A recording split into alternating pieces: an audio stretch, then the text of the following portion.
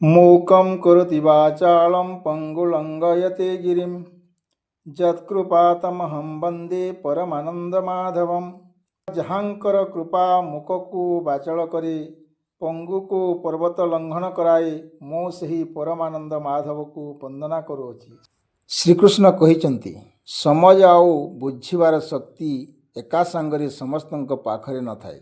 କାରଣ ଯେତେବେଳେ ସମଜ ଥାଏ ମଣିଷ ବୁଝିପାରେ ନାହିଁ, ଆଉ ଯେତେବେଳେ ବୁଝିବା ଆରମ୍ଭ କରେ ସେତେବେଳେ ସମଜ ନଥାଏ। ଏମିତି ଅନେକ ତଥ୍ୟ ଆସିବ। ଭିଡ଼ିଓକୁ ଲାଇକ୍ ସବସ୍କ୍ରାଇବ୍ କରନ୍ତୁ। ସର୍ବପ୍ରଥମେ ଆପଣଙ୍କ ପାଖକୁ ପହଞ୍ଚିବ ବେଲ୍ ଆଇକନ୍କୁ ଦବାଇ ଦେଇ ସେୟାର କରନ୍ତୁ, ଯେପରି ଧର୍ମ ସଂସ୍କୃତି ବିଷୟରେ ସମସ୍ତେ ଜାଣିପାରିବେ। ଚାଲନ୍ତୁ ଜାଣିବା ଶ୍ରୀମଦ୍ ଭଗବଦ୍ ଗୀତା ସାର ଶ୍ଲୋକ 4th ଅଧ୍ୟାୟ ଭାଗ 3 ଜ୍ଞାନ ଯୋଗଃ। ଏବଂ ଜ୍ଞାତ୍ୱା କୃତଂ କର୍ମ ପୂର୍ବେରପି ମୁମୁକ୍ଷୁଭିଃ କୁରୁ କର୍ମୈବ ତସ୍ମାତ୍ ତ୍ୱଂ ପୂର୍ବେ ପୂର୍ବାରତଂ କୃତଂ କିଂ କର୍ମ କିଂ କର୍ମେତି କବୟୋऽପ୍ୟତ୍ର ମୋହିତଃ ତତ୍ତେ କର୍ମ ପ୍ରବକ୍ଷ୍ୟାମି ଜୟଜ୍ଞାତ୍ମା ମୋକ୍ଷସେ ସୁହାତ୍। ଅର୍ଥାତ୍ ଏହି ରୂପରେ ମୋତେ ଅକର୍ତ୍ତା ଅଭୋକ୍ତା ପରମାତ୍ମା ରୂପେ ଜାଣି ପ୍ରାଚୀନ ମୁମୁକ୍ଷୁଗଣ ନିଷ୍କାମ ଭାବରେ କର୍ମ କରିଛନ୍ତି। ପୂର୍ବବର୍ତ୍ତଗଣ ପୁରା କାଳରେ ଯେପରି ନିଷ୍କାମ କର୍ମର ଅନୁଷ୍ଠାନ କରିଥିଲେ, ତୁମେ ମଧ୍ୟ ଏହିପରି ନିଷ୍କାମ କର୍ମ କର।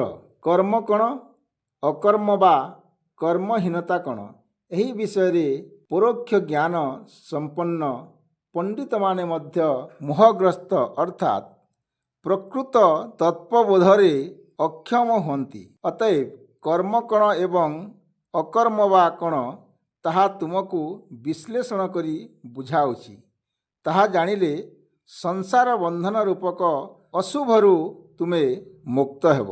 କର୍ମଣୋ ହ୍ୟପି ବୋଦ୍ଧବ୍ୟଂ ଚ ବିକର୍ମଣଃ ଅକର୍ମଣଶ୍ଚ ବୋଦ୍ଧବ୍ୟଂ ଗହନା କର୍ମଣୋ ଗତିଃ କର୍ମଣ୍ୟକର୍ମ ୟଃ ପଶ୍ୟେଦକ କର୍ମଣିଶ୍ଚ କର୍ମ ୟଃ ସ ବୁଦ୍ଧିମାନ୍ ମନୁଷ୍ୟେଷୁ ସ ଯୁକ୍ତଃ କୃଷ୍ମଂ କର୍ମ କୃତତ୍।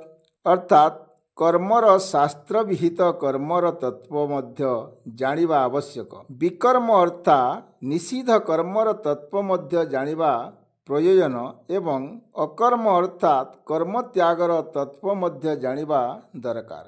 କାରଣ ସମସ୍ତ ପ୍ରକାରର କର୍ମର ସ୍ୱରୂପ ହିଁ ଅତ୍ୟନ୍ତ ଦୁର୍ବିଜ୍ଞେୟ ଯେ ଦେହେନ୍ଦ୍ରିୟାଦିର କର୍ମରେ ଅକର୍ମ ଏବଂ ଦୁଃଖ ଭୟରୁ କର୍ମତ୍ୟାଗ ରୂପକ ଅକର୍ମରେ କର୍ମକୁ ଦେଖନ୍ତି, ସେ ହିଁ ମନୁଷ୍ୟମାନଙ୍କ ମଧ୍ୟରେ ବୁଦ୍ଧିମାନ, ସେ ହିଁ ଯୋଗୀ ଓ ସର୍ବକର୍ମକର୍ତ୍ତା।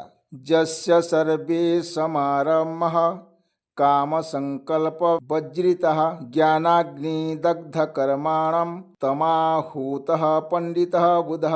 ଅର୍ଥାତ୍ ଯାହାଙ୍କର ସମସ୍ତ କର୍ମ ପ୍ରଚେଷ୍ଟା ଫଳାକାଂକ୍ଷା ଓ କର୍ତ୍ତବ୍ୟାଭିମାନ ଶୂନ୍ୟ ଏବଂ ଯାହାଙ୍କର ଶୁଭାଶୁଭ କର୍ମଜ୍ଞାନ ରୂପକ ଅଗ୍ନି ଦ୍ୱାରା ଦଗ୍ଧ ହୋଇଛି, ତାହାକୁ ଜ୍ଞାନୀଗଣ ପଣ୍ଡିତ ବୋଲି କହିଥାନ୍ତି। ତ୍ୟକ୍ତାଂ କର୍ମ ଫଳାସଙ୍ଗଂ ନିତ୍ୟତୃପ୍ତୋ ନିରାଶୟଃ କର୍ମଣ୍ୟଭିପ୍ରବୃତ୍ତୋପି ନୈବ କିଞ୍ଚିତ୍ କରୋତି ସଃ ନିରାଶ୍ୟଯତଚିତ୍ତାତ୍ମା ତ୍ୟକ୍ତ ସର୍ବପରିଗ୍ରହ ଶରୀରଂ କେବలం କର୍ମ କୁର୍ବନ୍ନାପ୍ନୋତି କ୍ଳେଶଂ।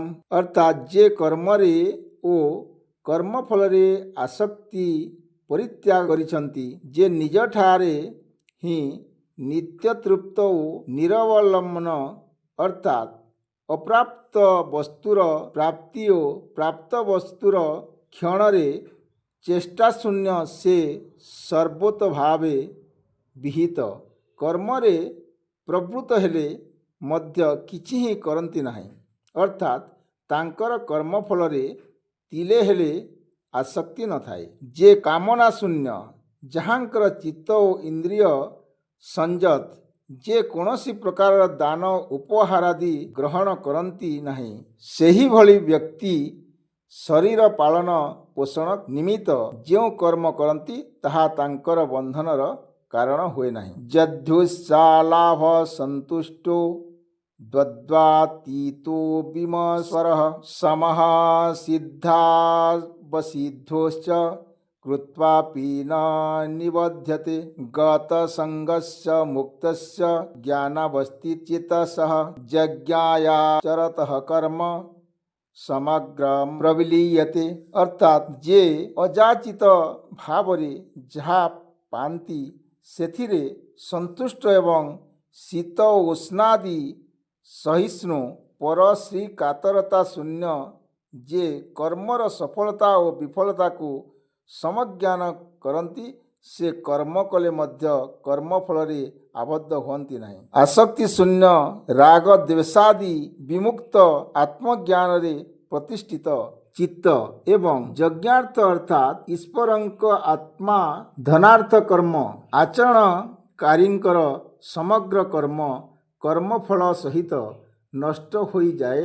ଏହି କର୍ମର କୌଣସି ସଂସ୍କାର ମଧ୍ୟ ରହେ ନାହିଁ। ସେଥିପାଇଁ ଏହି କର୍ମବନ୍ଧନର କାରଣ ହୁଏ ନାହିଁ। ବ୍ରହ୍ମାର୍ପଣଂ ବ୍ରହ୍ମହବି ବ୍ରହ୍ମାଗ୍ନୋ ବ୍ରହ୍ମଣାହୁତଂ ବ୍ରହ୍ମୈବ ତେନ ଗନ୍ତବ୍ୟଂ ବ୍ରହ୍ମକର୍ମ ସମାଧିନା। ଅର୍ଥାତ୍ ଶ୍ରୁବାଦି ଅର୍ପଣ ପାତ୍ର ବ୍ରହ୍ମଘୃତାଦି ଅର୍ପଣୀୟ ବସ୍ତୁ ମଧ୍ୟ ବ୍ରହ୍ମ। ବ୍ରହ୍ମରୂପକ ଅଗ୍ନିରେ ବ୍ରହ୍ମ କର୍ତ୍ତୃକ ସମ୍ପାଦିତ ହୋମ ମଧ୍ୟ ବ୍ରହ୍ମ। ଏହି ବ୍ରହ୍ମ ରୂପକ କର୍ମରେ ଏକାଗ୍ରଚିତ ବ୍ୟକ୍ତି ବ୍ରହ୍ମକୁ ହିଁ ପ୍ରାପ୍ତ ହୁଅନ୍ତି। ଦୈବମେ ବାପରେ ଯଜ୍ଞଂ ଯେଗ୍ନିହେ ପର୍ଯୁଃପାସତେ ବ୍ରହ୍ମାଗ୍ନାବପରେ ଯଜ୍ଞଂ ଯଜ୍ଞେନେବୋପଜୁହତି ଶ୍ରୋତାଦି ଇନ୍ଦ୍ରିୟାଣ୍ୟନ୍ୟେ ସଂଯମାଗ୍ନିପୁଜୁହୁତି ଶ୍ରଦ୍ଧାହୀନ ବିପୟାନନ୍ୟ ଇନ୍ଦ୍ରିୟାଗ୍ନିଷୁ ଜୁହତି।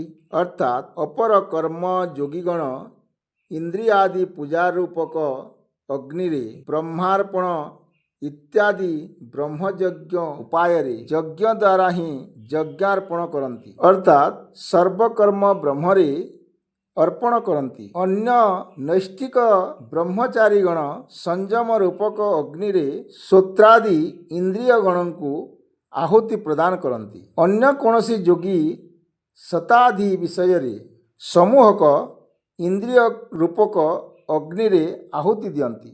ଅର୍ଥାତ୍ ଶାସ୍ତ୍ର ବିହିତ ଉପାୟରେ ଶ୍ରୋତ୍ରାଦିର ବିଷୟ ଗ୍ରହଣକୁ ମଧ୍ୟ ହୋମ ବୋଲି ମନେ କରନ୍ତି। ସର୍ବାଣୀନ୍ଦ୍ରିୟ କର୍ମାଣି ପ୍ରାଣକର୍ମାଣି ଚାପରେ ଆତ୍ମସଂଯମ ଯୋଗାଗ୍ନେ ଜହୁତି ଜ୍ଞାନଦୀପିତେ। ଅର୍ଥାତ୍ ଅପର ଧ୍ୟାନନିଷ୍ଠ ଯୋଗୀଗଣ ସମସ୍ତ ଇନ୍ଦ୍ରିୟ ଓ ପ୍ରାଣ କର୍ମକୁ ବ୍ରହ୍ମଜ୍ଞାନରେ ପ୍ରଦୀପିତ ଚିତ୍ତ ସଂଯମ ରୂପକ ବା ସମାଧି ରୂପକ ଯୋଗାଗ୍ନିରେ ହୋମ କରନ୍ତି। ଅର୍ଥାତ୍ ପଞ୍ଚ ଜ୍ଞାନେନ୍ଦ୍ରିୟ, ପଞ୍ଚ କର୍ମେନ୍ଦ୍ରିୟ ଓ ପଞ୍ଚ ପ୍ରାଣ ଏ ସମୁଦାୟକୁ ନିରୋଧ କରି ବ୍ରହ୍ମାନନ୍ଦରେ ମଗ୍ନ ହୋଇ ରହନ୍ତି। ଏହାର ନାମ ସମାଧି ଯଜ୍ଞ। ଆପଣ ଶ୍ରୀମଦ୍ ଭଗବଦ୍ ଗୀତା ସାର ଶ୍ଲୋକ ଜାଣିପାରିବେ ପର ଭିଡ଼ିଓରେ। ମୁଁ କେଶବ ଚନ୍ଦ୍ର ଜାଳ ଯାଦବ। ଗୀତା ହେଉଛି ଜ୍ଞାନର ମୁଖ୍ୟ କେନ୍ଦ୍ରବିନ୍ଦୁ। ସଚ୍ଚା ସନାତନୀ ହିନ୍ଦୁ। ଜୟ ଶ୍ରୀକୃଷ୍ଣ।